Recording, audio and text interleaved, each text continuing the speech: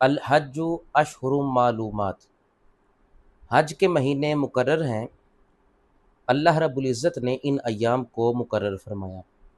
فمن فرد فیہن الحج، جو نیت کر لے، فرض کر لے ان ایام میں اپنے اوپر حج کو، یعنی کہ احرام باندھ لے، تو کیا کرے؟ پہلا کام، فلا رافاسا ولا فسوقا ولا جدال فی الحج، احرام کی حالت میں جو پہلا کام نہیں کرنا وہ یہ ہے کہ کوئی شہوت والی بات نہیں کرنی، ولا فسوقا، اور نافرمانی بھی نہیں کرنی، ولا جدال، اور فرمایا جھگڑا بھی نہیں کرنا۔ حج میں، احرام کی حالت میں یہ تینوں کام نہیں کرنے۔ آج دیکھیں کہ آج وہاں پر کیا ماحول ہے، حجی کیا کیا نہیں کرتے، اللہ رب العزت سب کو محفوظ فرمائے۔ یہ قرآنی مسئلہ ہے، فرمایا وما تفعلوا من خیر، جو بھی تم بھلائی کرو، نوافل پڑھو، ذکر و اذکار کرو، اللہ رب العزت اس کو جانتا ہے۔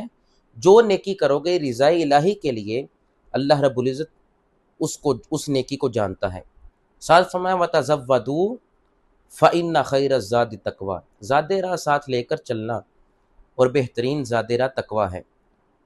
خرچ بھی ہو اور ساتھ تقویٰ بھی ہو تو یہ حج میں ڈبل ثواب ہے، کیونکہ حج کا مقصد ہی تقوی کا حصول ہے، اتقاء کی دولت کو اپنے دامن میں سمیٹنا ہے۔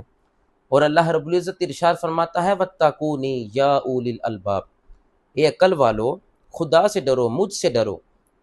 ساتھ فرمایا لیس علیکم جناح ان تبتغوا فضلا من ربکم، تم پر کوئی حرج نہیں کہ تم تجارت کا سامان ساتھ لے کر جاؤ اور اللہ کا فضل تمہیں ملے، یعنی کہ تم فروخت کر کے کچھ نفع حاصل کرو، تم پر کوئی حرج نہیں۔ فَإِذَا أَفَضْتُم مِّنْ عَرَفَاتٍ، اصل جو حج کا دن ہے نا وہ یوم عرفہ ہے، حج تمام کا تمام عرفہ ہے۔ یہ مسئلہ سماعت کریں کہ اگر تمام مناسک رہ گئے تو دم دینے سے یا کفارہ ادا کر دینے سے مکمل طور پر حج ہو جائے گا۔